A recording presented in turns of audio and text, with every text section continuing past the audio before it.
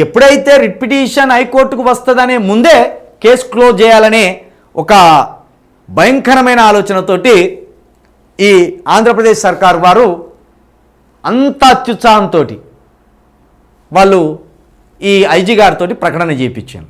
సరే, ఐజీ గారి ప్రకటనతోటో ఎస్పీ గారి ప్రకటనతోటో కేసు క్లోజ్ అవుతుంది అనుకుంటే పొరపాటు.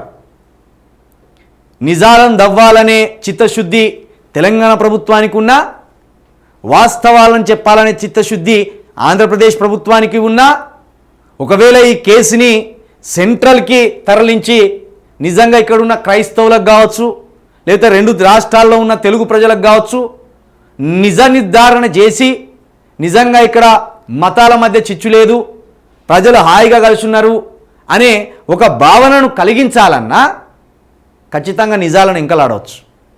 కానీ వాళ్ళు ఆ ఉద్దేశంతో లేరు. ఇది హైలీ ఇన్ఫ్లుయెన్స్డ్ కేసుగా